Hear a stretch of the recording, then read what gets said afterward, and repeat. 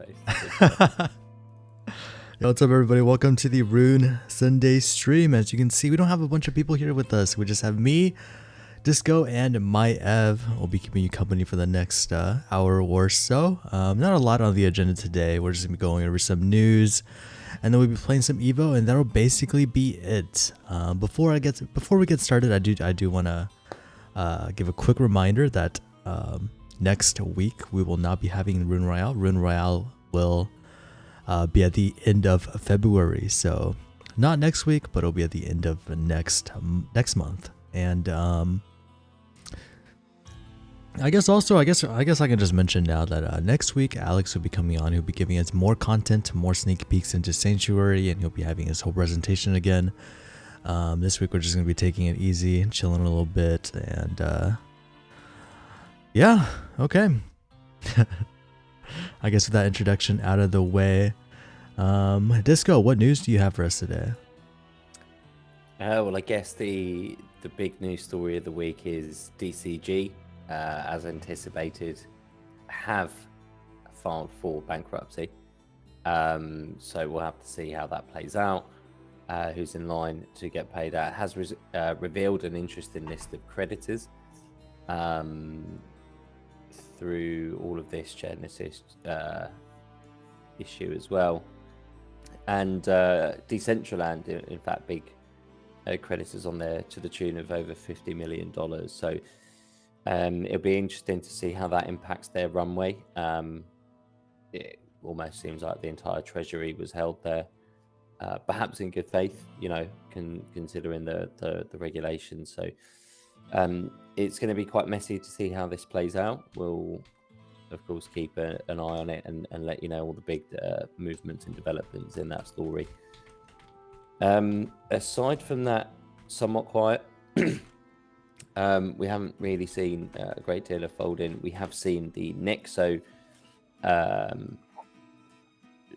executive team actually get arrested over in Bulgaria. I think only 2 out of the 5 have been arrested. The other 3 of them are on the run, presumed to have gone to Dubai, I believe.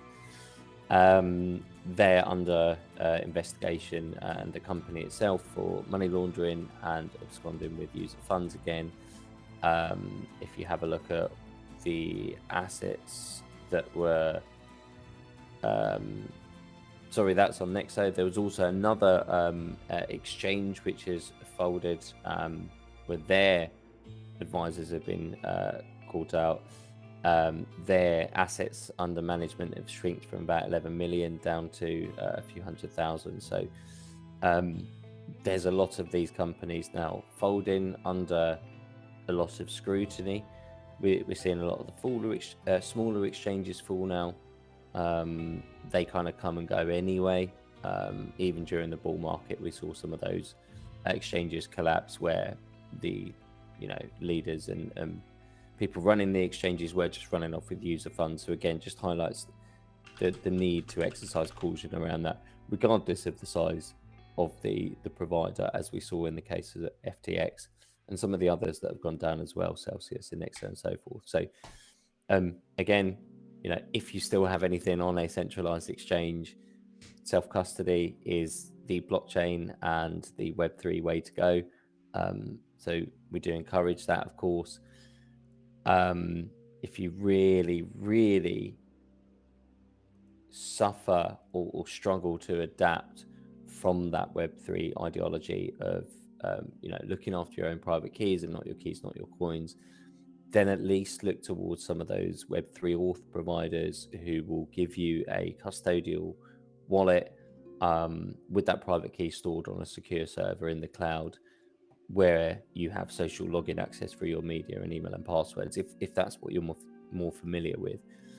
But even that approach is better than holding your coins somewhere where somebody else controls them and you don't have full visibility on the blockchain exactly what those coins are doing and what's being done with them, if anything at all. So do try and self-custody where possible. Aside from that, keep those private keys and seed phrases safe. I guess we do, of course, have to touch on in terms of crypto news, Bitcoin and the market prices. We have seen that pump over. I think last week I did say 23 point something, and I'd expect it to go down. My sentiment perhaps is slightly different. I don't know if I'm just getting carried with the elation of, over 20k Bitcoin. It's nice to see that again, of course, after the floating around at 16, 17 for so long. Do I think that's going to last? Is it sustainable? Again, the whole DCG bankruptcy issue hasn't been solved. Now, of course, if they do need to be liquidated and GBTC and all the other funds get liquidated as well, that's potentially a lot of Bitcoin out on the open market. Now, legal processes, that said, of course, could potentially take a long time to play out. So we'll have to see what's going on. It's in Barry Silbert's and DCG's interest to actually drag out that legal process as long as possible, not just due to the lawyer fees that could be obtained and the management, staying in place and earning their salaries, but also because of the management fees on those funds themselves. So the longer they drag them out, they keep collecting 2% every month of this fund that, investors can't pull out of, and the shares are worthless and way less worth than what's kind of in there. They talk about that discount for GBTC compared to the funds locked in this fund, and so we don't know how that will play out.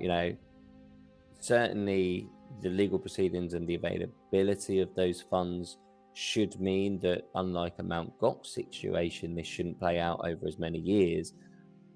There is still the opportunity for it to drag on. And again, with certain people interested in dragging it on as long as possible due to financially benefiting from it, you would expect that to fully happen. So perhaps the market isn't pricing that activity in yet, and we're just focused on these kind of bigger news items from the recent times. FTX, I guess another news item, John Ray the third, I think he is the new FTX CEO, is actually looking, or was proposing, setting up a new exchange, FTX 2.0, if you will. What will become of that? Who knows? Maybe the market's reacting on that possibility that could, liven things up again and get funds moving and things being invested into.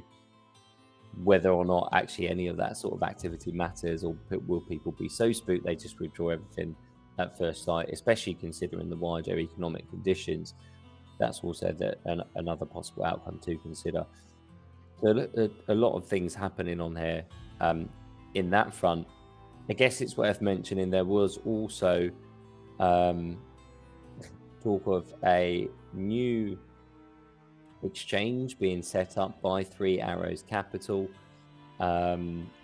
GTX, I believe that we're going to call it, and that I certainly think it was certainly interesting news in my mind, considering how heavily involved they've been involved in all of this, leverage downfall of the entire industry, to then come out and with an exchange almost identical to FTX, which of course was involved in all of this saga and enabled by the heavy amount of leverage throughout the other parts of the crypto ecosystem. You just can't write this stuff up. It's one of the reasons I do enjoy the industry, certainly for the entertainment value. There's always something absolutely crazy every single day. Every day when you look at it, you think, that's absolutely mad. Surely it can't get any more mental than this. And it's not too long until something crazy does turn up. Like we've seen through this whole FTX saga as well. So yeah, it's been really interesting from a neutral perspective. Again, not really being in the markets. So yeah, we'll have to see how it goes. Do I still think, I can't remember what the downwards number was we were talking about? I think, was it 26 or 16 or something like that? 26 or 18? It was the prediction for everybody else was 15k, to 25k. For you, it was 16k to 24k. Yeah, I do still think we'll see sub 20s. I just feel like sub 20s are coming at some point. Maybe we won't see it for a few weeks. Hey, I mean, so far it has been going according to what you did say, right? So yeah, so far you're right on the money. There's a lot of BUSD being printed, and then the market pumps, and then this BUSD, presumably when you look at mint times and then you look at trading volumes on certain markets, ETH and Bitcoin and that, and you just see these spikes correlating, with those big green dildos as they like to call them, and fully correlating with that, you see this massive increase in trading volume from a few thousand Bitcoin to like 30, 40,000, and same on ETH as well. Like, ETH's trading maybe 15, 20,000, and then all of a sudden spikes up to like nearly 80k trading volume just in an hour period. I didn't actually drill down deeper. Maybe it's even a shorter period than that, and I suspect it probably would be when there's low liquidity and low demand in the market, because the prices are easier to move. But you see this huge movement, price goes up, and then that means the price is now trading at this higher level, and of course that money's just being withdrawn at that point and sold down.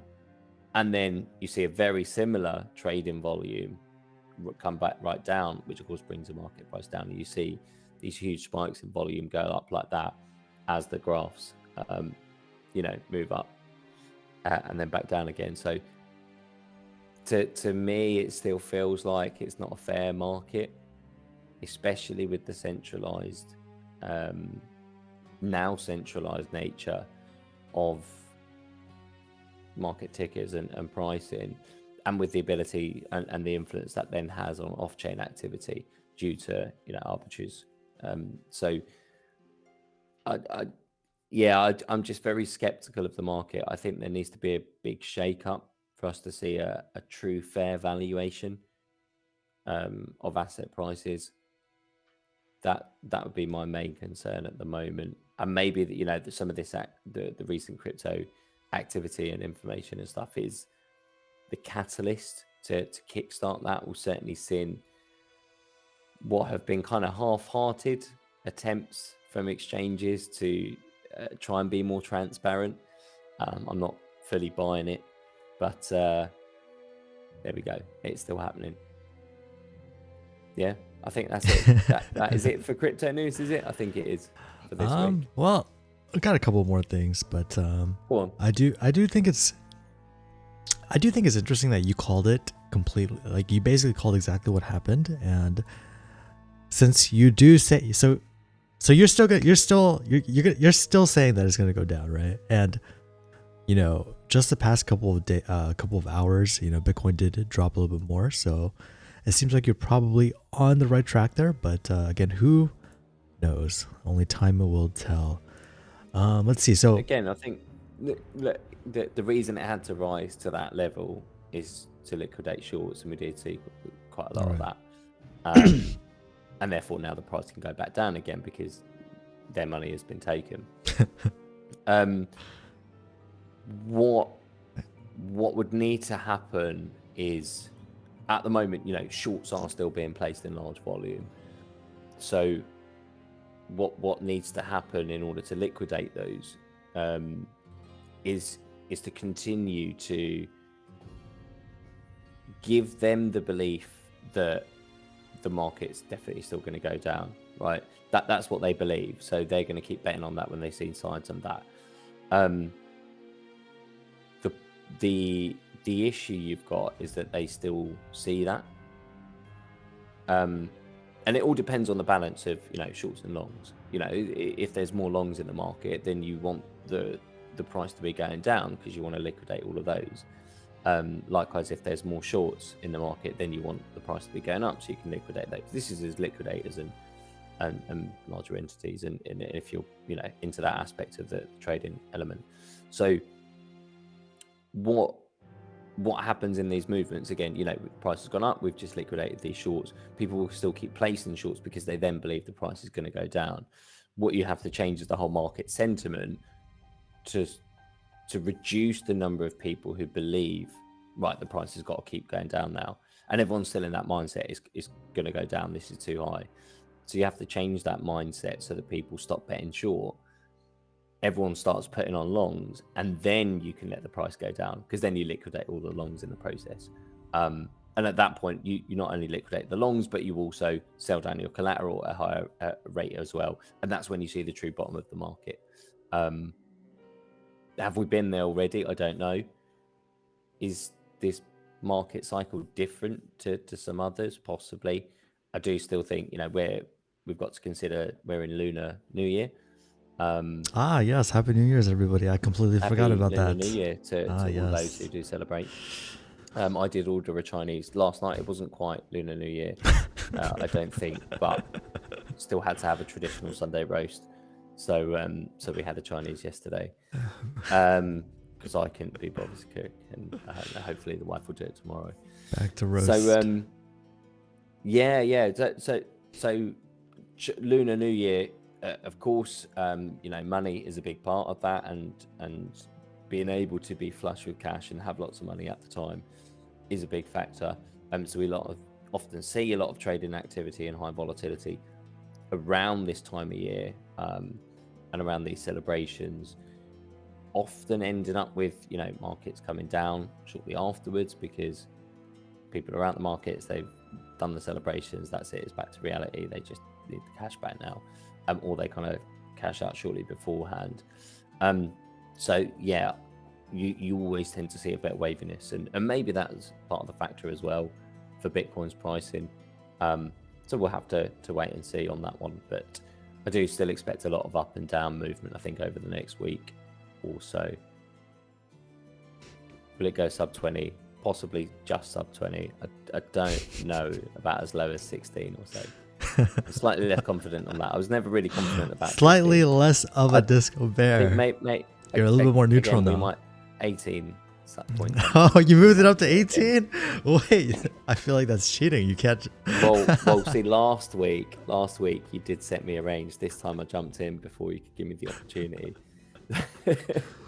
But okay, so if I'm being honest, I don't really understand the crypto market that much, so I can't say for sure whether I disagree or agree with what you're saying. But I think generally speaking, like for every single long, there's always a short. For every short, there's a long. So like in that aspect, I feel like it's neutral. You cannot have a long without a short, right? Because somebody has to take the other side of the trade. If you're shorting, somebody else is going long. At least that is how it works with the traditional markets. I'm not sure if it's a little bit different with crypto markets. It might be, it might not be. I can't say for sure. I could just be wrong about that. So there's that. But you can do that to the extent, but because of automated market makers, you can then, go on collateral places and borrow against your collateral and other coins.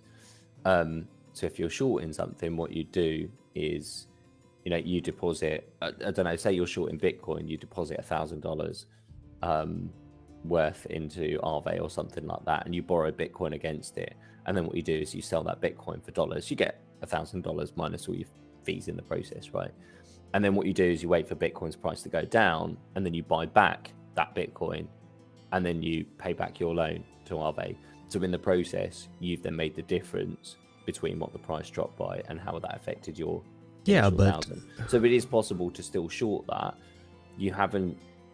You're right. There is in essence a counter trade through that's what I'm saying. Liquidity provider, but it's all automated. It's not. You don't have to have somebody buying that short necessarily, right? Or taking the other side of a short position. Wow. What they're doing is effectively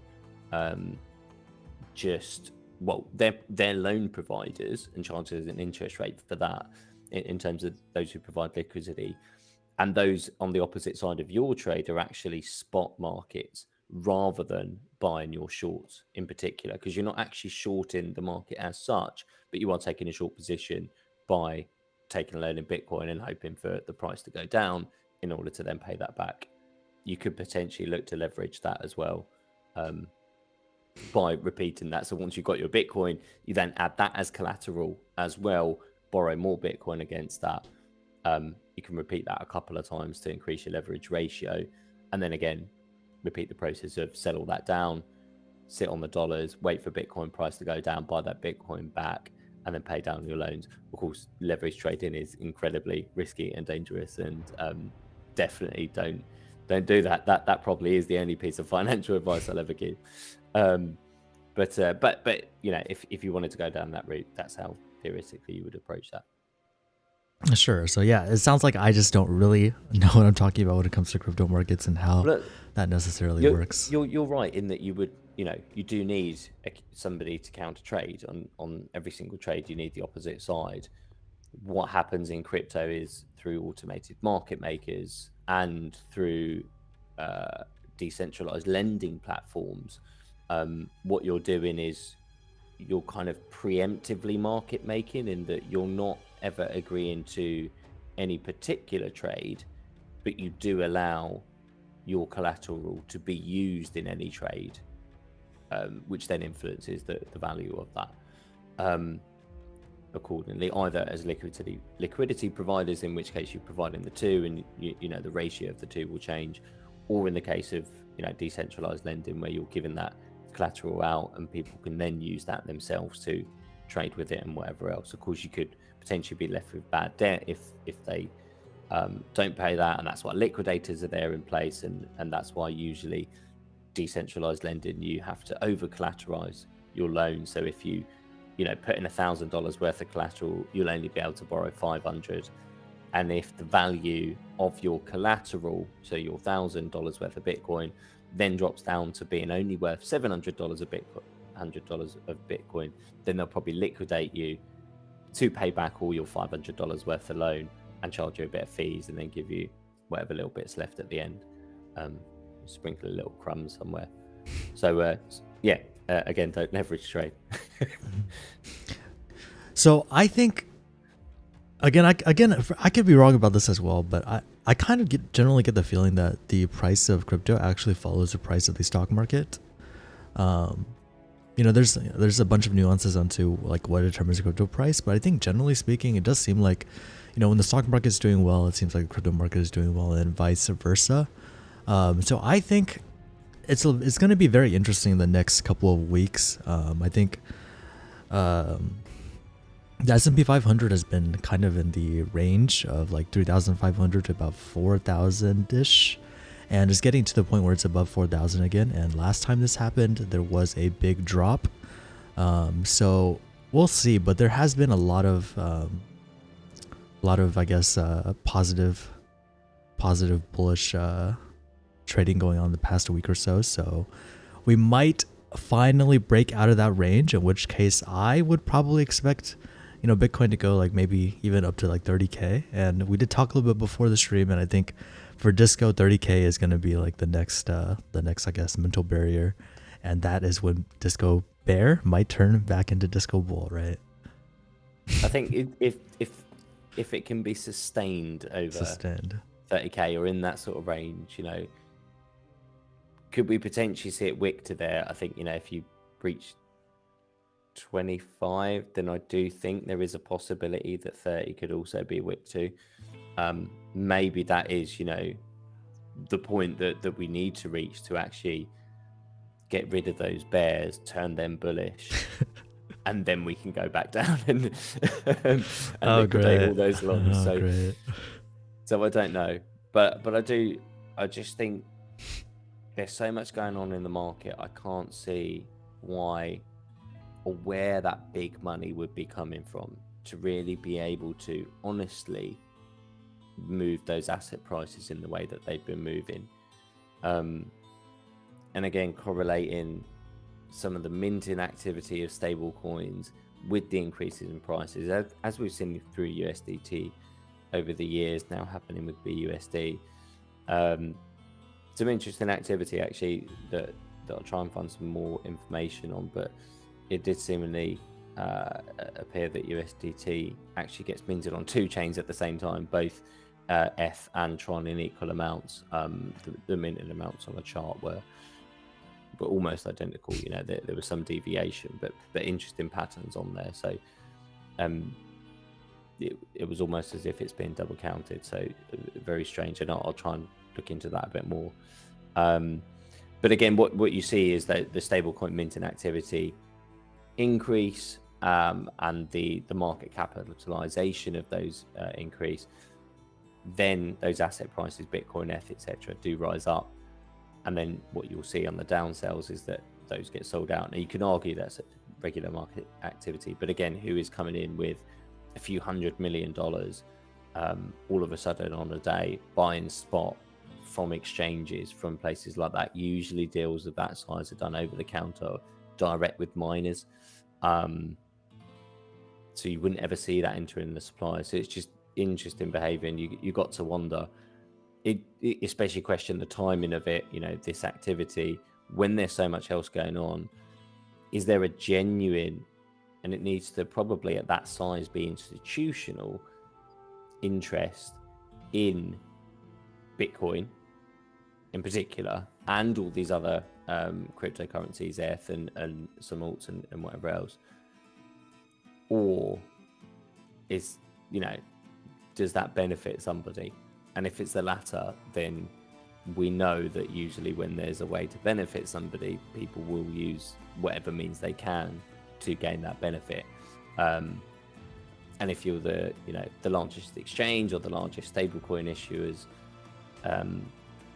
or the largest bank involved in processing funds in between those through regulated and less regulated entities, then yeah, it's quite strange again with the activity we've seen, you know, minting USDC, buying USDT on the markets. Is it maintaining peg?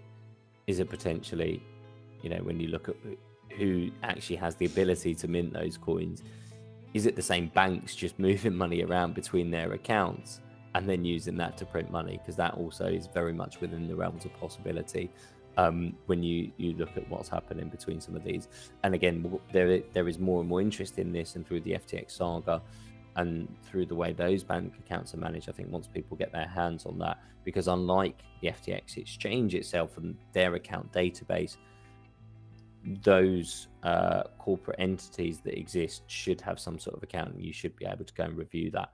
And it will take time, but once people start to understand that, they'll then start to apply similar scrutiny and look for similar structures elsewhere within the industry. And that's again one of the reasons why I'm just a bit cautious around overreacting and thinking this FTX saga is over and done with just because FTX themselves are slightly out of the picture. One thing actually to mention as well on the FTX saga that we hadn't brought up, Sam Bankman-Fried has had by the courts, I think, $700 million worth of assets frozen, which is quite interesting because as they were collapsing, he claimed he only had around $100,000 worth in assets. So go figure that accounting error. I mean, he clearly wasn't very good at maths throughout his entire career and involvement with FTX. You know, what's a few zeros here and there?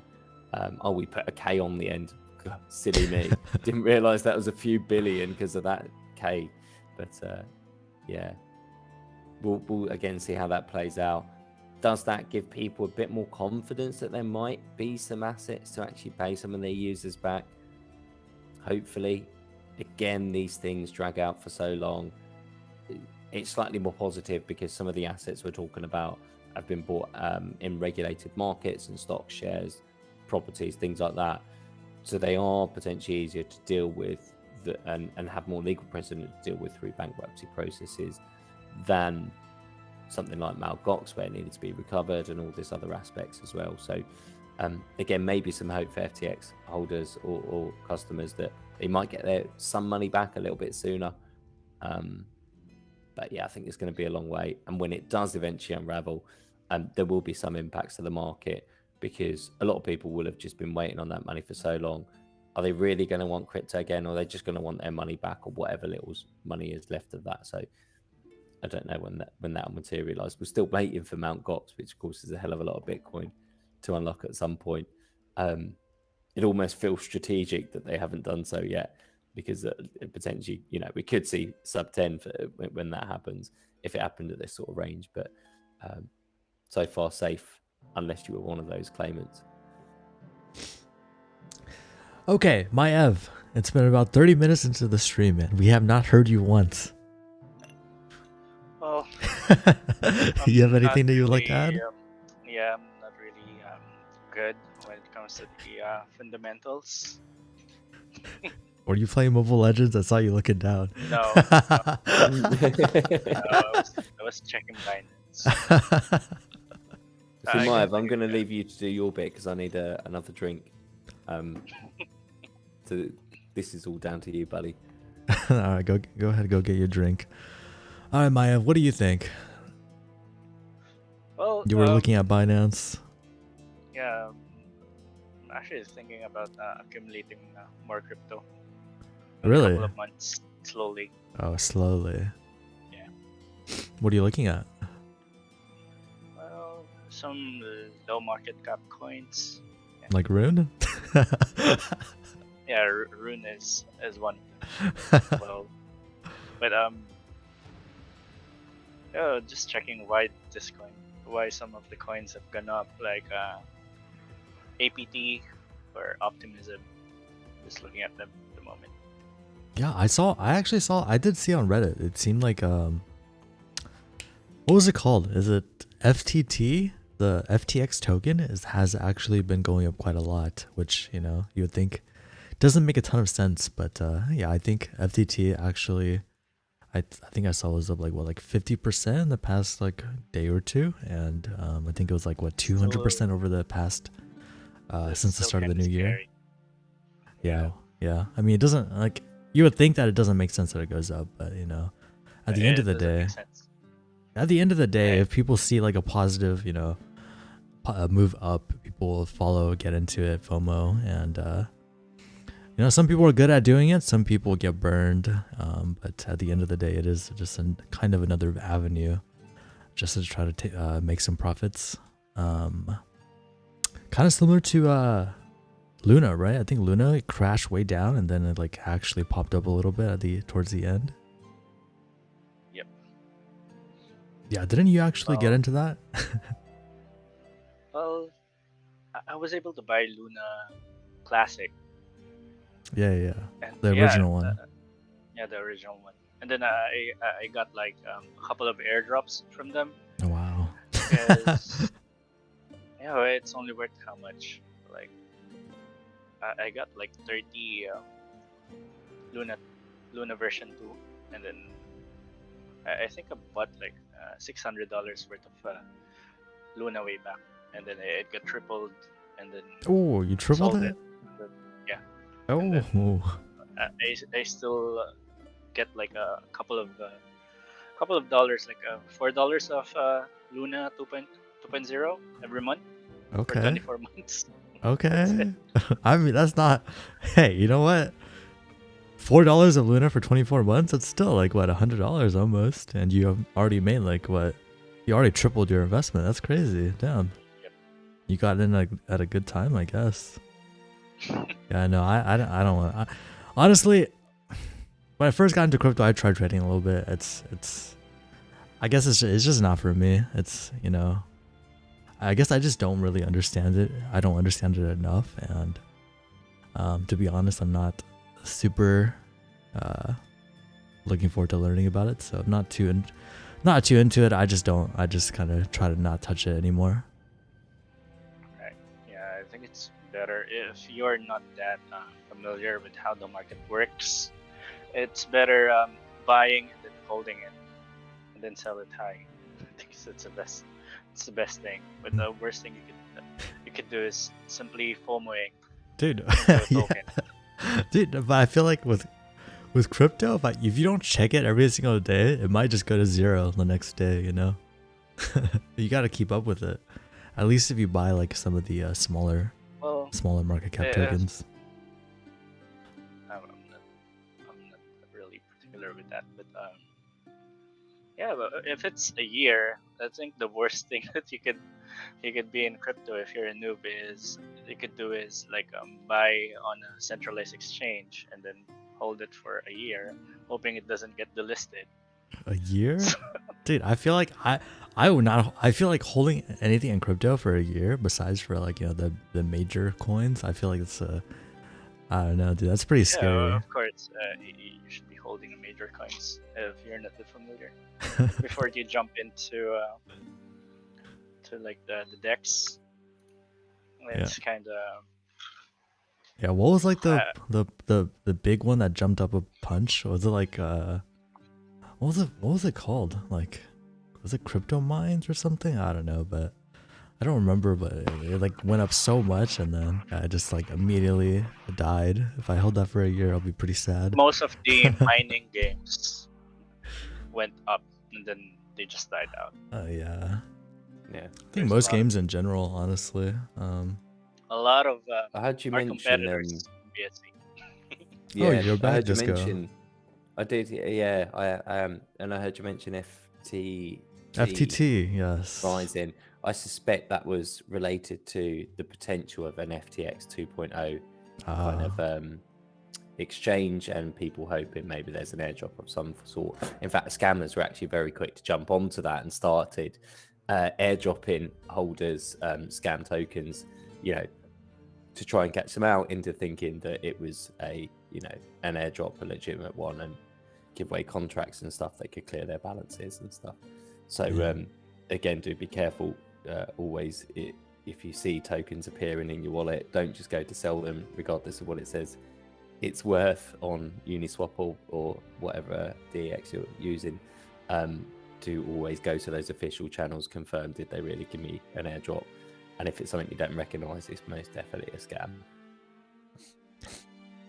Okay, I guess to wrap up the crypto news before we get into our Evo games, Disco, have you heard anything about, what is it, Bits Lotto? Apparently that was like a huge thing that happened in the past week. So, good point. Yeah, Bits Lotto was some other foreign exchange. That might have actually been the one that had like $100 million worth of assets down to, or tens of millions down to about 100k or 11k or something like that. Now, the reason they've been in the news is that not only were funds disappearing, but actually there was suspicion of money laundering and potential evidence of that, with it going through routes and centralized exchanges. Binance in particular was highlighted during that. Now, Binance's PR team have come out and said, they're highlighted because they worked with the law enforcement to identify these transactions, whether that was preemptively or whether that was once they've been approached, and they simply provided the data. It's unclear. So again, they've come under more intense scrutiny as a result of that. Again, they're more difficult to investigate because they don't have that centralized structure. They don't have a headquarters. They're not structured like a formal business, a bit like FTX were, and therefore it's hard to truly understand what is actually going on inside Binance,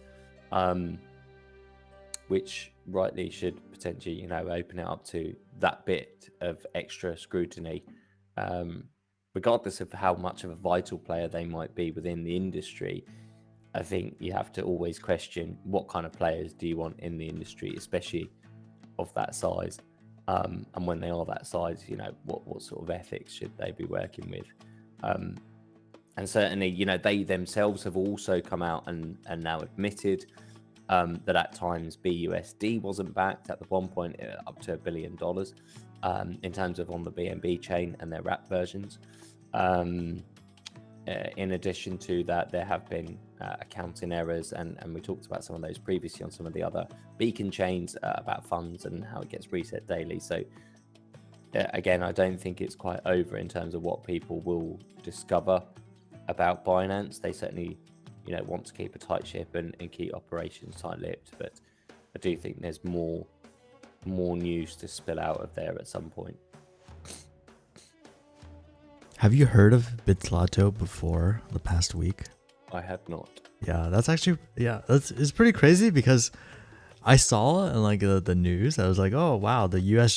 Justice Department is gonna have a announcement later in the day about a major international cryptocurrency like thing, and I thought it was gonna be about like regulations or whatever, but then eventually it was that they took down an exchange. So I guess that's cool. I mean, I mean that wasn't what I expected, but I guess to be fair, it did say the U.S. Justice Department, so I guess it kind of makes sense in hindsight. But yeah, apparently it was some Russian exchange or Chinese exchange. I'm not really sure. I think it was a Russian exchange. They were involved, or maybe it's in another country, but they're involved in money laundering with Russia. Yeah. Russian customers swapping rubles for crypto, doing that part of the exchange, and again seemingly running off with user funds. It tends to be that there are a lot of smaller exchanges splattered across every single local area, whether that's by country or sometimes region, that just wouldn't be well known to others, but seemingly hold millions of dollars worth of assets, which again is quite bizarre that people go ahead and trust those, but you do wonder what their marketing practices are like. Crypto.com did have started to be investigated by the UK regulators for their marketing practices. Was probably the other bit of crypto news to slip in, I guess. Man, I mean, it could be just that we're not really in the target audience for that exchange. It could be, maybe bigger in other parts of the world that we're not familiar with. I don't know. Yeah, they usually target local country people, and actually we saw a few exchanges fold like that even during the bull run. And again, it's always because the CEOs and the executive teams are just running off with user funds. So again, just highlights the importance of it's difficult because you need an on-ramp at the moment. You need that ability to swap fiat for crypto in a way that you can, rather than peer-to-peer and trying to arrange that with somebody, because again, you're just so likely to get ripped off and scammed that way. So there is I think a need for centralized exchanges for that aspect, that fiat on-ramp. But aside from that, as soon as you get that money, take it the hell out of there, put it into your own wallet. And likewise, when you are looking to eventually cash out, take it out your own wallet, put it onto that centralized exchange, swap it to fiat, and then withdraw it immediately. And even then, you might struggle. I personally had an experience with Binance during the bull run where I tried to withdraw a large amount of money. All smaller withdrawals went through fine. Larger amount, it was like it just never processed. It got stuck. They wouldn't deal with it. They wouldn't answer with it. And it got to the point where I just moved it out to Coinbase because I knew that I'd be able to get it easily because of the regulations and stuff. It cost me a hell of a lot in fees, which is why I don't normally use them. But at that point as well, once I tried to do that and then break it into slightly smaller transactions, it still got locked on Binance until I actually cleared my account out, and that almost felt like it reset it, any restrictions on there. So again, just slightly, even from that personal experience of something wasn't quite right with SYN outages and withdrawals and all this other stuff, I just don't think. Then we know they're not fully transparent, and you just have to wonder why that is in an industry that is all about transparency and openness and being able to verify things. Is that really what the industry is about? Well, it's supposed to be, isn't it? I guess that's the driving ethos behind all of this. Is everything's out in the open, everyone can go and see it for themselves. You know exactly what you're going to get. There is no twisting of words or doing this, that, and the other. It's all there in smart contracts, in code. Yes, of course, you do need to understand that, but the principle is there in that you can't get away with it because it's all out in the open. Unfortunately, we don't have the education of the industry, and I myself am guilty of it, to be able to go in and read smart contracts and all the things that you interact with and truly understand exactly what they're going to do, because even the best auditors get caught out. It's a relatively new coding language. There's always inefficiencies, there's always gaps that people just haven't considered, especially as you get into more and more complex programs. and integrated things like yield farms, like bridges, and all the others.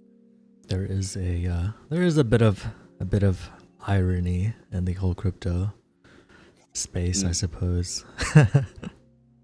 Funny how that works out. Okay, I think it's probably time to jump into our Evo games. Let's all hop on Evo, and I need to plug in my controller.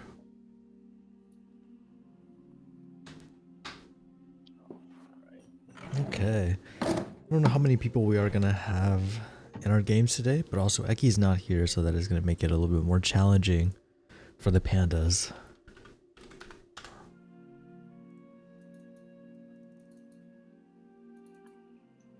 Go ahead and Sassy Boy and Chaos Myth already in the games. Let's see if anybody else ends up joining.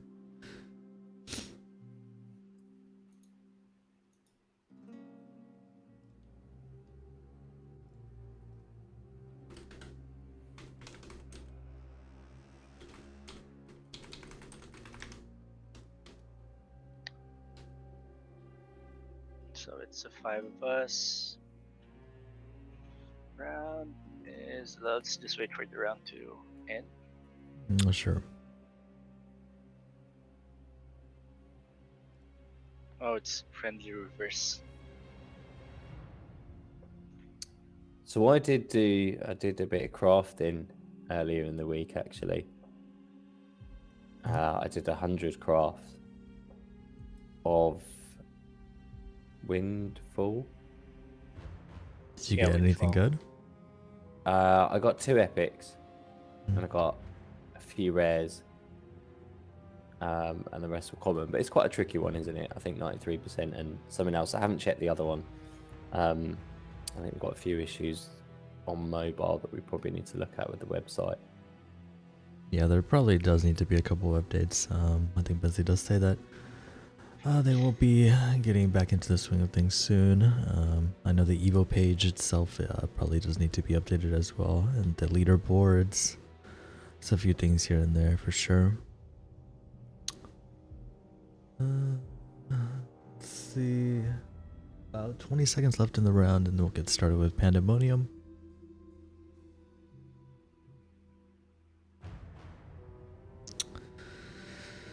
I am out of coffee. Oh man, and I'm out of Pepsi. What a shame. Get yourself a G&T. Oh, what a shame. A what? Gin and tonic. I can't say I've ever tried. Is that I'd imagine probably alcoholic. It is, yeah. Don't do you not drink? I suppose pandas don't drink, do they? I really You get an Asian flush whenever you drink Panda. I don't know. I've drinking like alcohol very sparingly. It just doesn't taste good to me. Like I'm not a fan of the taste. People say it's like an acquired taste, but I guess it's a taste that I've never acquired. Every time I drink it, I hate it. It's like it feels bad to drink. Not only does it feel bad to drink, it also feels bad after you drink. So like, what is the point of drinking it? You know, it's like just not really Definitely. my thing. Mm-hmm. I prefer herbal extracts. Herbal extracts to drinking, but alcohol is a very big part of like British culture, and American culture the too, country just apparently. kind of functions on it. Yeah, but I don't know. You Americans think you drink, but you don't really drink. Really? Yeah. So my understanding is like Americans say, "I will go out for a beer after work," and it is just the one beer. Maybe 2, and if we say like we'll go out for a beer, that means like 3 or 4. And if we say, oh, we'll have a few beers, then we're talking like, that's a full night out, 9-10 pints or something. Does that have and it's just more common age restrictions? Yeah. So in the considering us, we are already in the 30s, right? So do you still drink a lot, Disco? Like, what do you mean? Have you seen Disco what Disco drinks? So I don't actually drink that often. You don't? And again, it really depends on what country you're from as to kind of the context of that. So again, my understanding with Americans is that like if you had a few drinks every night, you'd be considered like an alcoholic, whereas that's like just quite standard over here. If you're doing 2 bottles of wine every night or a crate of beer every night, then people might start questioning. But if you're just having a few beers every night, that's considered Yeah, quite normal. my cousins, they drink a lot. Especially those people from my hometown. It's Yeah. like people drink from the evening up until early morning. There was an instance where I visited someone's house, and they were like drinking from 7 p.m. up until 4 a.m. or I think 5 a.m. Oh and yeah, I mean that just sounds like a weekend. If it's only 7 in the evening and till they've like invited early me, hours of and the morning. I really could not refuse. I don't think you turn on Battle Royale, Maiev. I didn't. I think people Oh. are still joining. I'm pretty sure. So I think, Oh. at least, I mean, I don't really know because I don't drink that much, but I think people don't. I don't think it's necessarily beers. It's like other stuff When we that were people are drinking. when we were in college, I had my own place when I was in college, and Kevin and my classmates, I would be out. I would be attending school, and then Kevin and my other classmates doesn't have class, so they would be staying at my place, and they would be drinking. That happens a lot. And then there are times that they eat my food, and when I got home, I get really pissed.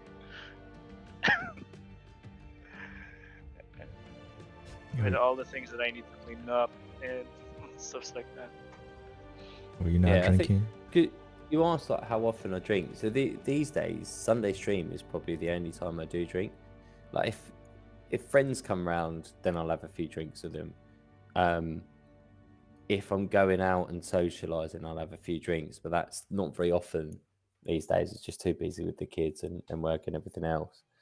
So yeah, I mainly just drink on Sundays during the stream.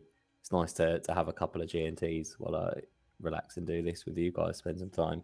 Again, socialising. I'm a social drinker. Yeah, so it just seems to us like you drink a lot because you're always drinking while you're on here with Because us. I'm always Yeah. drinking on stream, but Yeah. actually that's the only time I drink, really. I mean, I think okay. So I think But I think it's seasonal as well. Like when it's when it's really warm, I tend to like to have a few drinks. what? Out in the sunshine, have a couple of beers or a few gin and tonics because you've got ice in it and stuff. Or Doesn't alcohol make in you the hot? winter around Christmas time, like that. What's that? Doesn't alcohol make you hot? I feel like Does it make you hot? I think so. Yeah, maybe. Is it does, it true right? that you should It not feels drink like it beer cools you down, and then you during get cold pissed, weather? and then you don't really care about the weather, do you, or the temperature? But yeah. So when it's like a hot sunny day, it's nice to have a couple of gin and tonics, or you chilling on the beach. Or in the winter, December leading up to Christmas and New Year's, I like to drink a lot, and then I don't really drink for the rest of the year. How are we gonna Maiev, kill can you this? kill this guy? I can. I Oh, keep running Chaos into the Smith, you got no walls, chance. man. Oh my god. I mean, to be fair, guys, normally it takes the 3 of you about 5-10 minutes to Okay, get there him we- at the end. Yeah, it's very difficult because my speed varies when I'm going to the island. So sometimes I'm fast, sometimes I'm slow, and then I keep running into the walls because of that. Okay, so Chaos Smith, our first winner. Have you noticed that it's easier to get unstuck when you're using a controller Is it? I don't know. rather But than it's mouse easier and to what? get unstuck? I don't know. I only use a controller, so I'm not when sure. you bump on the wall, that's what I've noticed. I'm I not don't sure know. if it's- Unless it's just because you've managed to change direction quicker than with a mouse when you get stuck. Because that's all it should come down to, really, is how long you've kind of been going into the wall as far as the server's concerned. And that just depends on when you're kind of connecting, disconnecting, and the packet loss and ping in between. Okay, so back on the topic of drinking. So I don't know if people drink beers here. I think, at least from what I can tell, people just like take shot, whatever that means. Okay, so shots you'll be drinking spirits or liquors. I think they call it over there. Yeah, at least that's what I'm Where familiar with. so gin is a spirit. So you would measure it out in shots, but typically you would drink it as a gin, well, with like tonic water. In the same way that like rum, you could have a shot of rum, or people might have a rum and coke. Ah, yes. I think that's what I think I did drink that with Coke. And I gotta say, Coke by itself tastes better. Absolutely, in terms of like flavor. So there is an interesting like people do only. Esco, are you familiar with like pomelo fruit? Pomelo Am I fruit. feeling pomelo? Yeah. I Yeah. like a bit of pink pomelo. Yeah, you know it's Pink- really popular here. Whenever you drink gin, there's like a pomelo juice. You mix I was with gonna say, so I did as part of a kind of gin membership that sends you like a bottle of craft gin every month from different parts of the world. Sometimes they had a Vietnamese gin called I think it was Song Chai. So good Something gin. Chai, but it was a nice gin, and they had it with a pomelo juice kind of mixer as a preferred kind of cocktail. But then I like a bit of there's a tonic water by some sort of company. They do pink pomelo and black pepper tonic water, and that's really nice. It gives it just a nice kind of edge to it. Yeah. I remember a restaurant here serving pomelo juice with pepper. I thought it was really strange, but yeah, it really just tastes good. The thing is, because of gins and the botanicals and stuff in it, often those kind of sweet but bitter Finally got him. tastes are quite nice. So again, pepper's got that kind of sharp sort of bitter taste to it, mixed with the pomelo and again that citrusy kind of sharp is quite common as well with gins.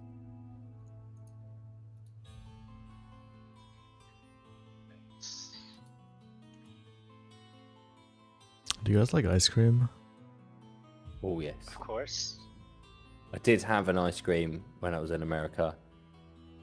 I was a little bit disappointed, but I think it's the milk. The milk. Well, yeah, because we had this conversation before, didn't we, about the quality of meat over there? And I suspect that then filters down to the milk as well. So the ice cream is nice, don't get me wrong, because again, you're covering it with sugar, so you lose the taste of that. But I think in terms of like, it's just not as creamy. So I'm not just comparing it to like, you know, England versus America. It's not USA, UK. Yeah. Wait, what do you guys chant UK? Oh my god. No, we don't. No, that's only an American Okay, thing. yeah, we definitely chant USA. Yeah, USA. no one else does that. But no, I've tried. Maiev, I think you need to turn invincibility off. I've tried ice creams in other countries as well, you know, going into Europe. And again, you know, I said that the meat's slightly different in Europe than what it is over here, just due to the way it's raised and cooked and cured and all the rest of it. But their ice creams are nice.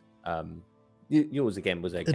And you know, admittedly, I'm only talking New York. I've been to New York once. I went there for a few days. That's my only experience of America.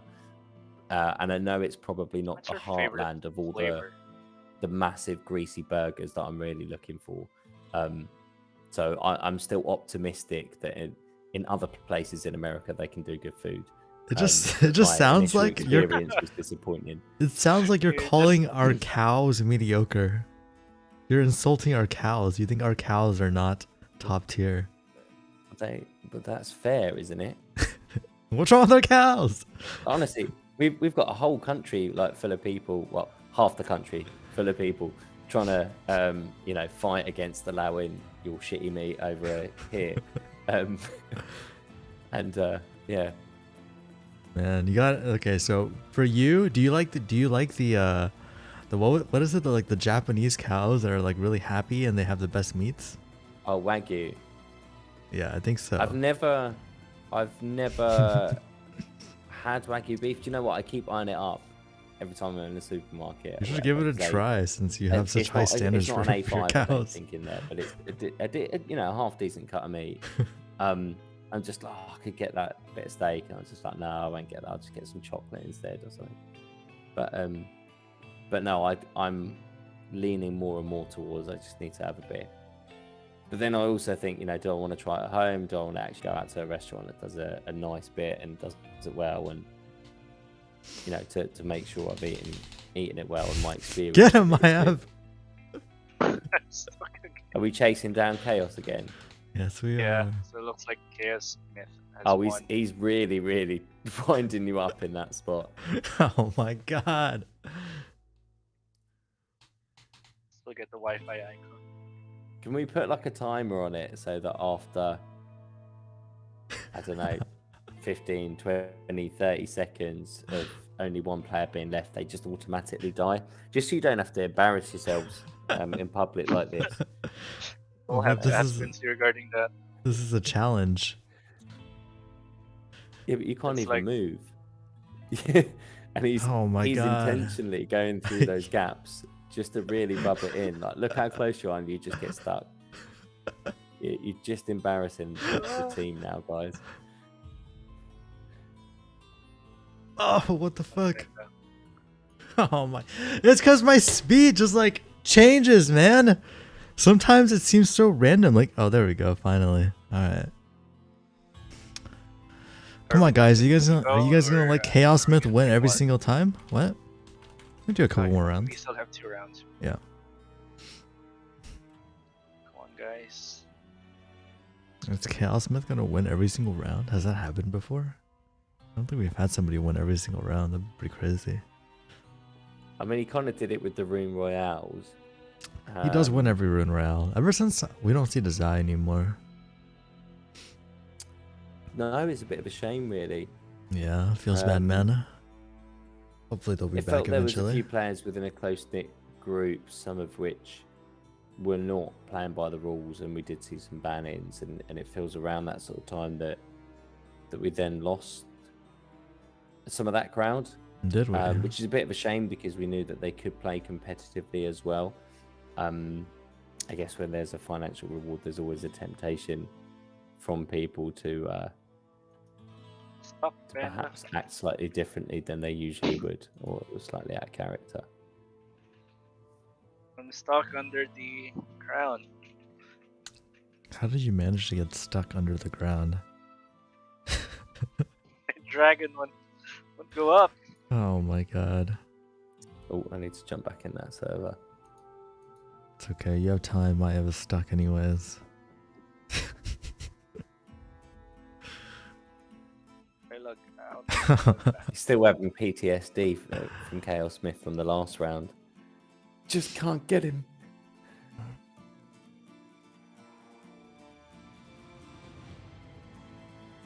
Alright. Alright, Maiev, whenever you're ready, and try not to get stuck again.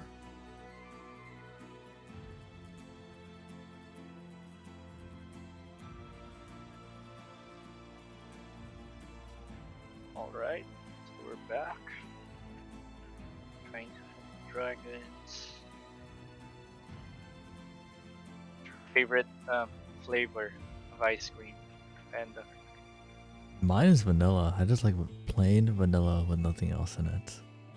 Do you know that vanilla ice cream has like a chemical from beavers? I Oh, do yeah, I do from a feel like you beaver's- told me from a that already. beaver's arse, isn't it? Yeah, I feel like I've heard this before. Yeah, why do I feel like I've heard it before here? Vanilla extract. I think it was Jake who mentioned it, but yeah. I think it again depends. So let's be clear on this. So actual vanilla pod extract from, Oh my god. you know, from From vanilla vanilla beans, right? plants. But That they're not yeah, from using vanilla that, right? beans. That's not a beaver's arse. However, in some of the artificial vanilla flavoring, yes, I do believe they use parts of a beaver's anus within the ingredients list to What concoct the fuck? vanilla extract. They still like vanilla ice cream. After hearing that, Panda. Yes, it tastes It good. depends how it's made, doesn't it? Maybe that was the problem. Maybe that's why I was eating in New York some beaver's arse ice cream.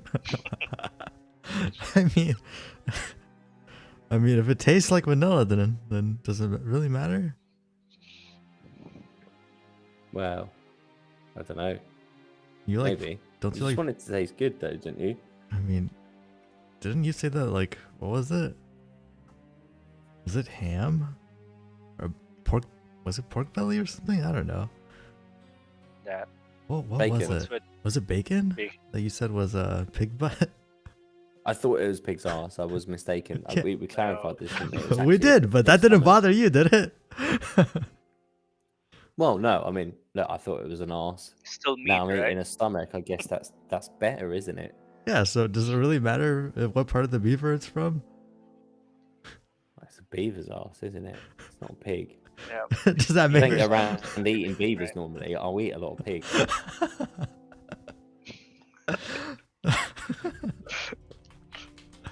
Yo, Pigs and Chaos Myth potatoes, winning that almost is every. those are the staples of my diet. Is it Chaos Man again? Yeah, it's Chaos Myth again. Damn. Let's see if somebody else can Damn, Chaos. dethrone him. It looks like Chaos Myth's gonna take every single game now. Maybe he'll win every single round. Maybe we should focus on Chaos Man. I mean, I don't have names on. I'm very impartial. I'm very fair. I fight with honor, Maiev. I don't go after a single player. I just happen to Apart always from kill me. Disco first. I don't. That's just your excuse for having an updated client. One Panda. So we have everyone here. Alright, so I'm stuck again. maybe if you didn't update your client, you wouldn't be stuck. Okay, come on. So I actually had a look at my Evo stats the other day when I was doing my 100 craft. I thought I'd have a quick look, see how it's weighing out, and I realised that my stats generally aren't too bad, but I do have a couple of disadvantages once I take the lead. Yeah, all right, that I'm distracted. I'll blame it on that.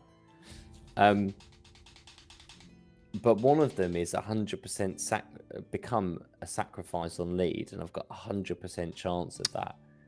So I don't know what exactly that effect does, but I think that's what screws me. Like, I've just got no chance of holding my lead as soon as I do take it. So maybe I need to have a look and get a separate setup for Evo.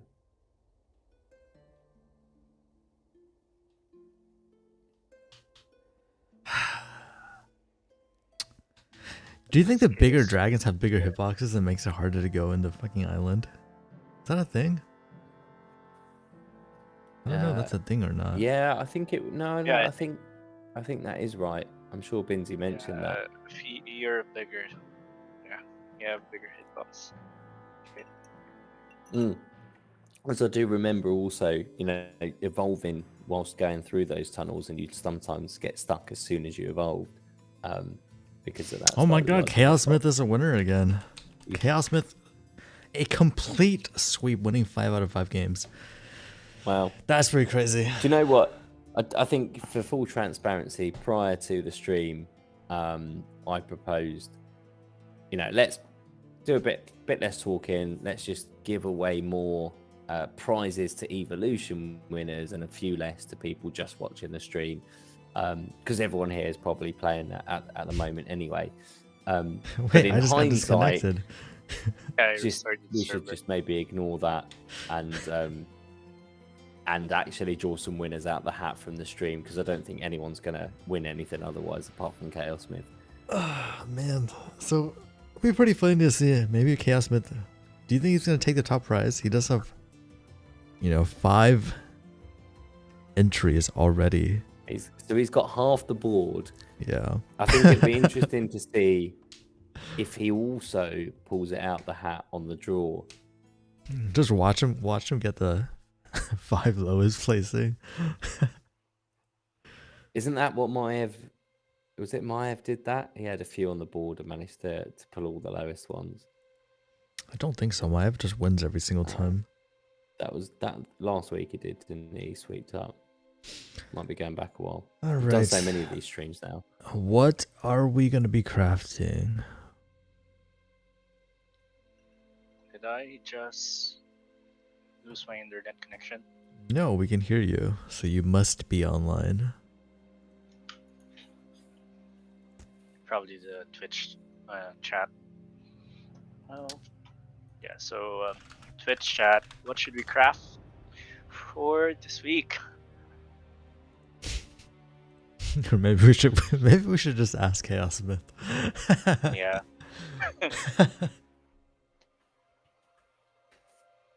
I think that's fair. Look, I mean, he sweeped up with 5 wins. He really did sweep. That's pretty crazy. Let's see. So regarding the quiz, the Sunday quiz regarding Samira, or how do you pronounce it? Rogel, the Fearless question from Ricardo. He said that it was in the map, and in the during the quiz it got removed, like the button that pop up for the forgot which location, probably Ashira. It got removed. what? So that's why, because during the quiz we have like a question, and then no one was able to find it on the lore page. It's because the button that brings the pop up got removed during the time of the quiz, so no one was able to find the correct answer. Why did it get removed? Is it a I secret? don't know. Is it like I don't know. secret information, forbidden information that cannot be revealed? No, probably just something with the website.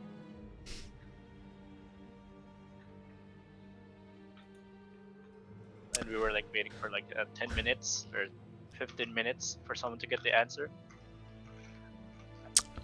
Okay, But well, we ended up skipping the question. I don't think Chaos Smith is gonna say anything, so Maiev, looks like you will have to choose.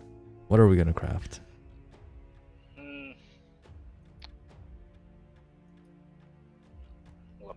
Let me go ahead and take a look.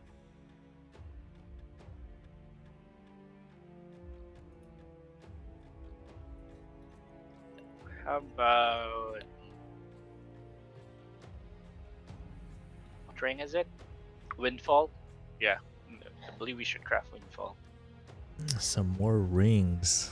Okay. Yeah, I alright. wanted to win that because Oh, that's why you. it That's why has- you want it. it has Magic Find, right? Who 'Cause wouldn't you want wanna Magic win. Find? Okay, sure. Let me just double check, make sure we do have enough ist in here. Ist. We do? Okay, well. Yeah, we do. We have plenty of ist. Okay.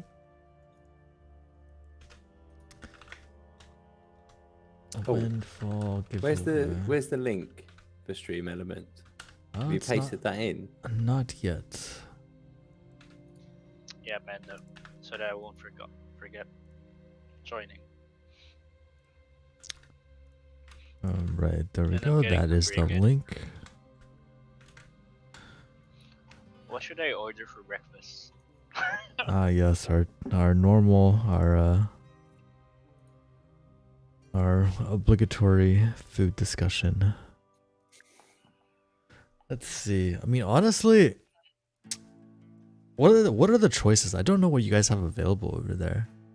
You guys don't have Chick-fil-A, right? Oh, but it's a Sunday. No, it's a Monday for you. But I don't think you have Chick-fil-A over there. I think there's only one Chick-fil-A store here. Oh, so there is a Well, Chick-fil-A. Yeah, they just recently opened. Oh, get Chick-fil-A been there then. yet. Chick-fil-A is so good. Chick-fil-A breakfast is like actually the best thing in the world. But they're still not open. They're not Oh. open yet. Okay, what are the Yeah, choices? Give us the it's- choices, eh, eh, Maiev. I have McDonald's, I have Jollibee, I have Jollibee's You already said Chinese. Jollibee. fast food, dish called Chow King. Then I have Is that all of it. Are is your Jollibee. Chinese fast food called choking? Yeah. Yeah, it's owned by Jollibee. Does anyone ever leave a review afterwards?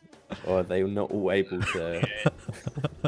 No, they don't even have chopsticks there. What? No chopsticks, dude. Uh, Okay, it's- I actually hate it when restaurants don't have chopsticks. I feel like every restaurant should have chopsticks because they are like literally If it's a the best Chinese utensil. If Yeah, it's but an who Asian can actually restaurant, they use should have, right? chopsticks? Everybody, are you telling me you can't use chopsticks? You don't know how to use two sticks in your hands? It's just two sticks, Not, dude. not competently. Yeah, It's who just two uses sticks. to eat with. Are you able to grab like a grain of rice using your chopsticks? Yeah, with it? of course. Yeah, It's just like, chopsticks. It's two turtle, sticks. You just need a little bit of athleticism to be able to use two sticks with your rice hands. also depends. So there's another geographical difference in the type of rice that's consumed, and Chinese use shorter grain rice, which clumps together more, so it's easier to pick up with. It doesn't chopsticks, matter. whereas Europeans tend to use longer grain rice, which That's doesn't fine. clump together. It doesn't have to and clump therefore together. Isn't as easy to pick up. Well, it is when you're picking it up with chopsticks. It's if not you're that clumping it hard. together. It's much easier to pick up. It's more like a rice pudding, then, isn't it? No, okay, but just a single grain of rice, even like dried rice, it's not Why that would you hard. pick up a single grain of rice? I though? thought You want that's a whole what- mouthful. You're not going to eat one grain of rice at a time.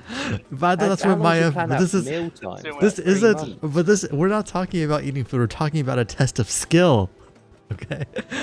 Why am I But, able to no, but join why would you want to test the skill when you just want to eat some dinner?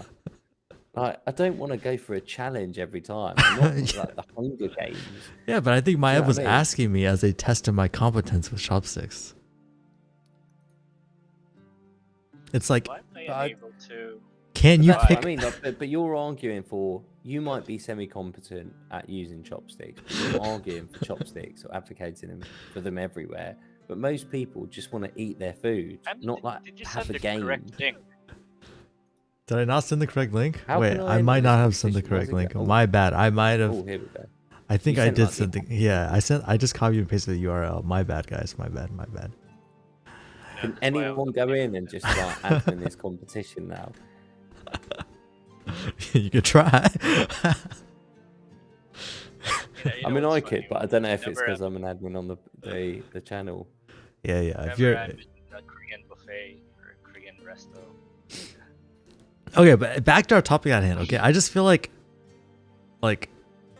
chopsticks are the optimal choice of utensil to eat with. Like, you can do so Why, much mate? with chopsticks. not really Right, bad. no, how much? No, hang on. That's just bullshit. How are they optimal? A fork is optimal. Why is it Yeah. optimal? Why is it Fork optimal? and It just They spoon is looked at the chopsticks and went, "Well, that's great, but this does it better." And then they invented it. how does it do better? What part of it does better?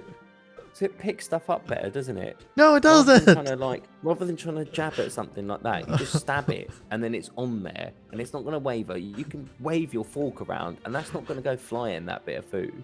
Like your chopsticks, you're going to be pinging that all over the place. Noodles, you haven't got to, again, fiddle about what end am I going to get. You just stick a fork in and just turn it. You just turn it, and it wraps it all around it. Right? There's no fiddling about holding them together. Oh, I've let go of this one, so now it's all unspooled. Just eat See, your food. looks like we're the Indonesia and us are the Asian Spoon or countries hand. that doesn't use chopsticks.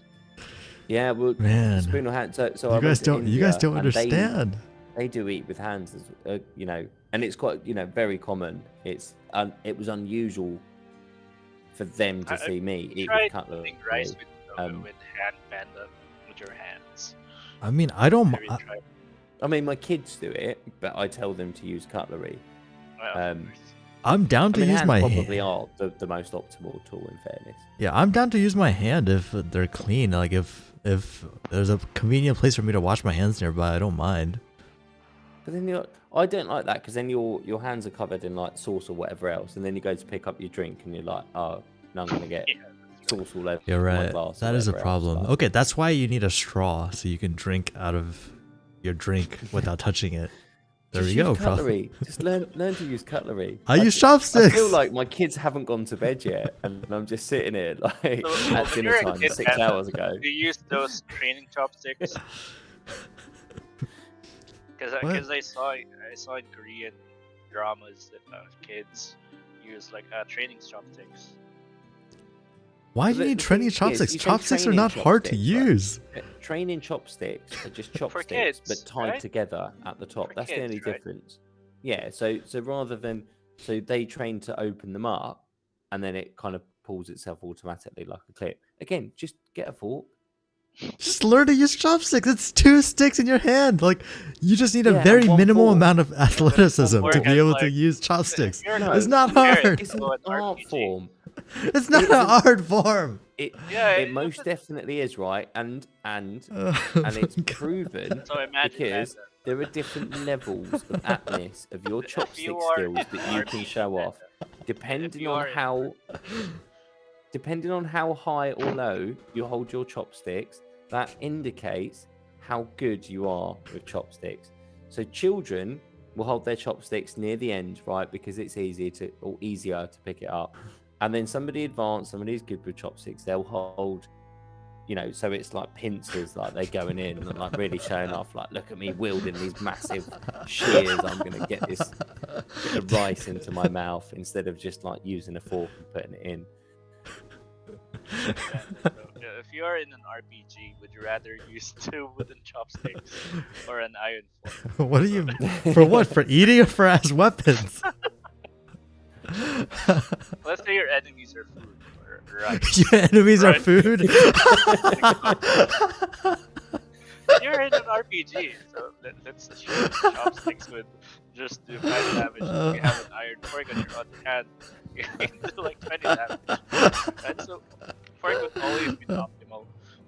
No. But yeah, even if you're talking about a stabbing perspective, like a fork's gonna have 4 points in it.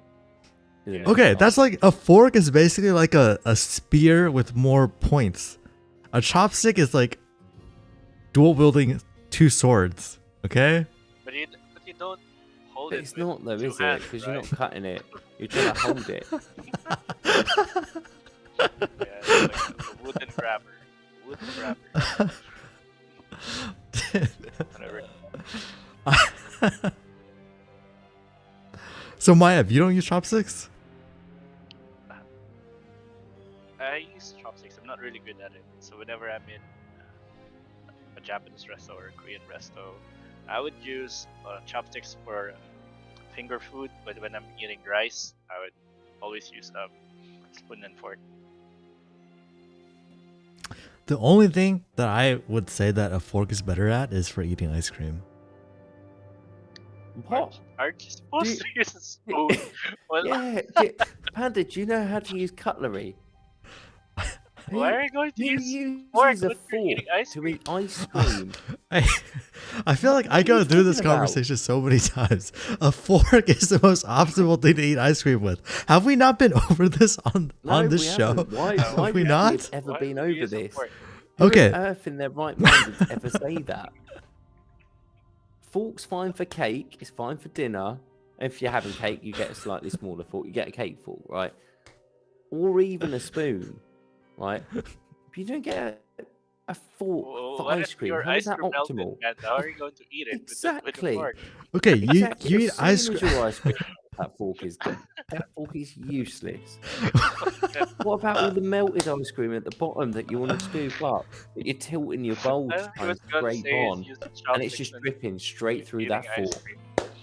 Waste Okay. of time. Okay, so the reason why a fork is more optimal for eating ice cream is because I like Poking the my cherry. ice cream hard, and the fork, because there's like gaps in between, is easier to stab into the hard ice cream. Whereas with a spoon, like sometimes it'll like even bend because it's too hard, right? Like it's harder to get the spoon in. And also, I don't like the melted ice cream part. I just want the hard, solid ice cream. So I actually don't want the liquid part. So You the like fork your is ice cream. What you're Don't you saying get is you served? like your ice cream cold. I like it solid. Everyone does. You like your ice cream cold, not melted, Yes, right? It's unavoidable that it will melt. it is. And- But I see and that's another thing. You prefer to use a fork because it gives you more leverage, and I guess, right, similarly to how if you're, farming or whatever, you'd use a pitchfork to soften the ground rather than a spade straight There we away go. to just like lift the dirt. There up. we go. But you're still using the wrong bit of cutlery. Why? You just said that. Yeah, it makes sense. But then I you're saying understand your logic. No, I understand your kind of reasoning behind it. You want to break it. You just need to use a spoon a bit better, really, is the solution. Just push down a bit harder. That's all it comes down to. But with the fork, you don't have to push down as hard, and you still scoop up the same amount of ice cream because the ice cream it doesn't go through. Snap it and leverage it, aren't you? So you just do that with a spoon. Yeah, but what I'm saying is that it goes in easier. Pointier spoon. You're not using. Are you using a soup spoon? You need a pointier spoon. A pointy spoon. A pointier spoon, like a teaspoon. It's a pudding, after all, isn't it? You're going in for your final course. It's a dessert. You should be using a teaspoon. Okay, but explain to me what are the advantages of using a spoon? That you can get the melted ice cream. But I don't want the melted ice cream though. That's the thing. Yeah, but ice cream's constantly melting, isn't it? That's what I'm saying. So I'm gonna avoid the melty part because the melty part will drip through the cracks in the fork, right? Whereas the part that I want to eat. What? How long do you eat your ice cream for it to melt that Yeah, fast? just eat quicker. I mean, I don't eat that much ice. Just a little. Whenever I eat ice cream, I don't eat that much. Okay. I think people Then eat like it a makes more gigantic sense to use- like. Yeah, because if you're eating a small amount of ice cream, then it won't melt fast because you'd be able to. get Okay, it all sure, out but even if it yourself. doesn't melt, Yeah, the it's thing. Yeah, I'll have a tub of Ben and Jerry's, and you have to have a spoon because once you get to the second half of that, like Yeah, the it's so last big. quarter or so, then there is a lot of melted ice cream. But that's fine. But the thing is, there's no advantages of using a spoon compared to a fork. That's what I'm saying. There's only Well, there a is, you get downside. to eat all of the ice cream. But I don't want that part. That's the thing. See, it's for me, I don't want that But part. then So you're to me, wasting it the then, fork aren't is you? better. Oh, well, I guess I mean, yeah. But then even then, right? I'm trying to visualize it in my mind. I'm picturing a tub of ice cream. I've got to the bottom. I'm Panda, so I'm not gonna eat that bit. I'm gonna stick it back in the freezer. No, I just throw it Right. away. I don't. To What do freeze you it, to mean? freeze it again and make it hard. and No, I'm gonna that get it that out. tastes And then terrible. How do you scrape that bit out and stuff? What? So you just wasting ice cream. Oh yeah, I am. Well, yeah, because I don't want to eat that part. You cannot put What are melted you ice cream doing? back in the freezer. Then it tastes I don't think terrible. you deserve ice cream. Oh my Why are god. you wasting it? All right, Mando, let's go get to crafting.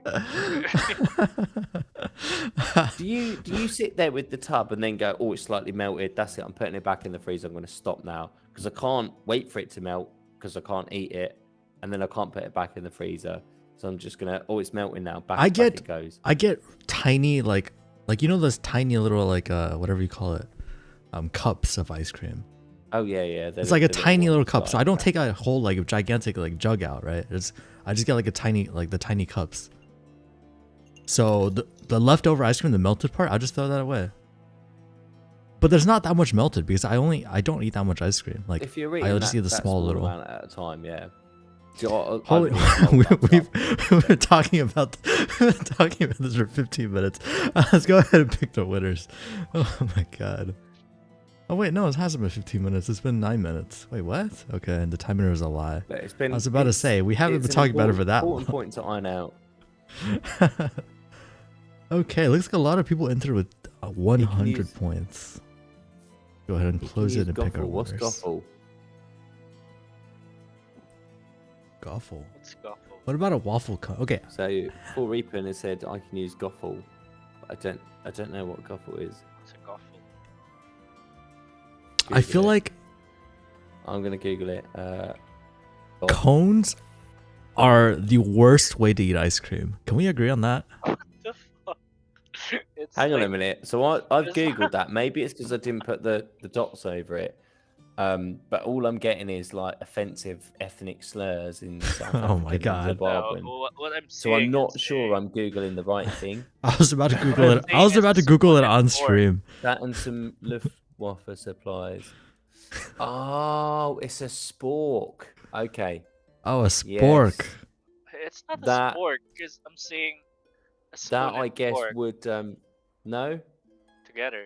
Uh, is a spork. So it's a spoon and a fork. Yeah, spoon Oh, on one side, fork on the other side. Look, Chaos Smith did win. We told. Yep. I said he was going to sweep up today. oh, so So I won again. spork is objectively, in my opinion, it's better than a spoon, but worse than a fork. In almost every single way. It But the fixes goggles. some of the problems with a spoon, but it If you doesn't. look at the Both. goggles, How can it be better than one and worse than the other when it's got both of them? It just is both of them. You can't say it's better than this or it's worse than that. It I is kind of them. agree It's the same with thing. Panda No. whenever he Just uses two fork. in one. If you use a disposable fork, right, it doesn't actually pierces whatever you're eating correctly, right? Most of the time it breaks down. Or Right, but hang on. That's not due to the design of the sport. That's because you're using crap materials and you're buying No. cheap stuff. right, A sport, but that's what a they sport handed you made over of when you're metal, eating at like fast you food, would do right? with your normal cutlery. If you use a plastic fork, that's going to break. Doesn't matter if it's got a spoon on the other end or not. Like you wouldn't eat a steak with it, would you? With a spork. What if it's your only option? Oh, did I win? Oh, sweet. Now we're talking about utensils.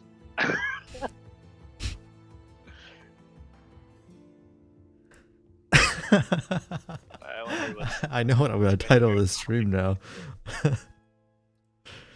all right. Let's get into the wheel. Why is it not showing up? Of course, it doesn't show up. And there we go.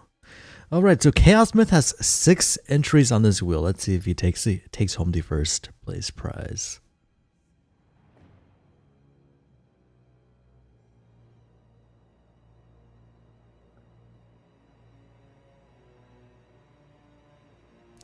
Okay, but what if you had... What if you had chopsticks that also had like... that had 4 points on one end? A fork. is that what you're asking me? What if you had two forks and used them as chopsticks? Yes, I'm sure that would work fine, Panda. But just eat properly. No, I feel like... Okay, so the problem with the fork is that it's like kind of curved a little bit, right? So that makes it inefficient to use as chopsticks. But if it's just chopsticks that had like 4 points on one end, maybe that's better. That depends on the design of the fork, doesn't it? You're right, a lot of them are curved because it makes no sense when eating properly with a fork. But if you really wanted to try and use forks as chopsticks, there are some forks which are flat. Are there really? I might even have some in a drawer. Yeah. I thought they'd be more like skewers then. Well, I suppose not entirely flat. Yeah, so I've probably got like skewer fork. Even then, there's usually a slight bend. Do you on like them. using metal chopsticks, Panda? I You know, don't. hate using No. metal. No. Yeah, 'cause That's also like- one of the that's one of the things I have with the things I don't like about forks and spoons is that they tend to be metal more often than chopsticks. It's very rare you get like wooden forks, I think.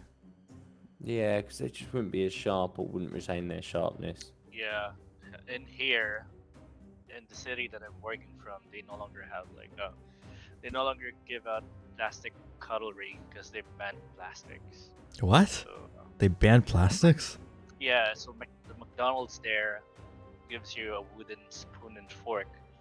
And I really hate eating McFlurry with it because you could literally taste the wood with the ice cream. It tastes different. Yeah. Wait, but I Same, feel we- like we get- Cardboard straws now, paper straws, Yeah. rather than plastic. that sounds terrible. They're not as good, and they just like start dissolving halfway through your Yeah. drink. so yeah, you that have to actually sounds terrible. drink quite quickly. It is shit. Right? Yeah. It is. Whenever you're drinking coffee or even a cold drink, the straw just melts out if you don't drink it out within a Yeah. couple of minutes. So then you're just drinking wood? Paper. No, Like you get sculpture paper in your drink, or it collapses and you can't actually drink out of it. Oh, so close. Making them Okay. hate using a bamboo straw. Bamboo? I feel like would be bamboo's hard though, It's like- right? If it's a straw, it's not. You're It right. depends. Like bamboo, like clothing, is actually really soft Yeah. and smooth. Like I've had bamboo socks and stuff in the past, and they've been really comfy. Yeah, But again, Panda's been very talking opposite about of it, like hard. bamboo bed sheets Yeah, we all the talked time. we talked about this on Mm, stream before. Bamboo shirts, we did bamboo indeed. Yeah, bed sheets. You can actually see the box of my bamboo bed sheets, I think, in the back of my camera. it's one of those wonder materials, just like hemp, in that it can be kind of used for everything, or a lot of things. I think hemp's still a bit more multi-purpose in terms of you can use it for fuel and construction as well.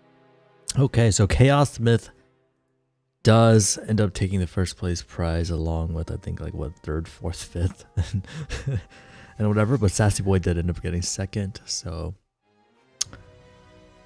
okay, cool. So let's go ahead and do our 40 windfall crafts. See what we get. Disco, you did say that this was pretty hard to get a good craft in, right? Yeah, so wherever I've got my inventory open at the moment, I did do 100 craft. I think I crafted a handful before, but I managed to get to 93 percenters. I think we might need some more B&B, Maiev. Oh. Well, And a handful of rares on those as well. I think I picked up a couple in the past, either through the stream or just crafting a few anyway. I think currently I'm holding. Yeah, I think we need like 0.04 more B&B. I'm surprised you ran out 17 again. Let rares. me just get it for you. Thank you.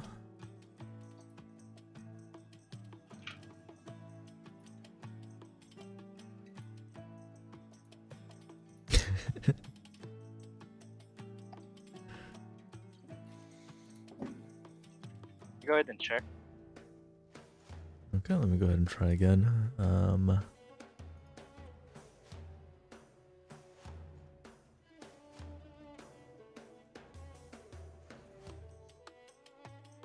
I can't click on MetaMask. Okay, there we go. I think we should be good.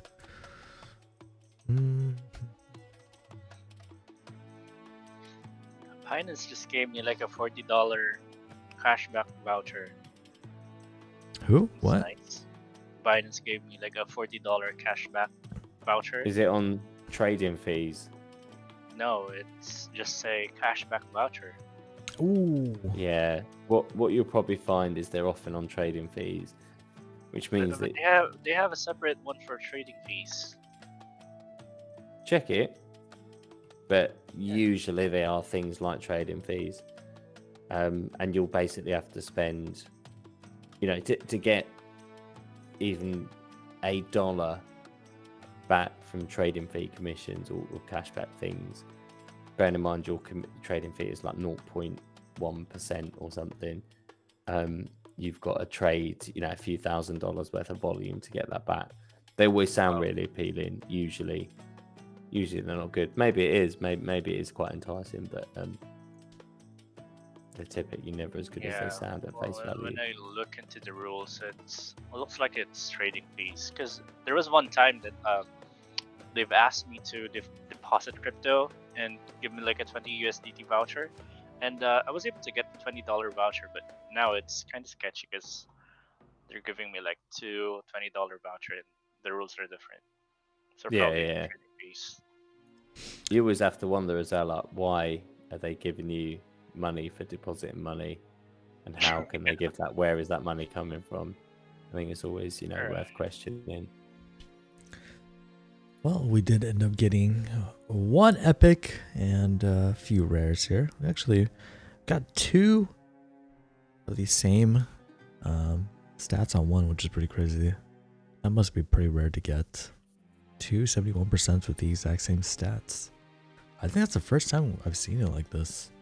At least for something like this item. Did we get this one like this before? I'm not sure, but yeah, pretty good crafts. Chaos Smith does get his 90%. That's very well deserved. I think, to be fair, considering the way Chaos Smith, completely obliterated everyone else during the pandemonium rounds, and then managed to get themselves on the leaderboard. I think an Epic's, well deserved to walk away with from that. It's good to see a couple of rares on there as well. Is that a duplicate rare as well? Yeah, that's pretty crazy. 2 of the same exact stats. But the good thing is, it does mean that is one extra one of our winners walking away with a rare. Probably another Chaos rather than a Myth. common one. So, yeah, could well be Chaos Myth. Chaos Myth probably again, just has both of them, honestly. All right. Well, yeah, good games, everybody. I think that's all that we have for you guys today. Next week, again, do keep in mind, Rune Royale is not going to be next week. Next week, Alex will be coming on. He'll be giving us another presentation on probably some other levels he made for Sanctuary. So we'll catch you guys all then. Thanks everybody for hanging out, and Chopsticks are still superior. Just use a fork. Good night, everybody. Thanks, Night, everyone.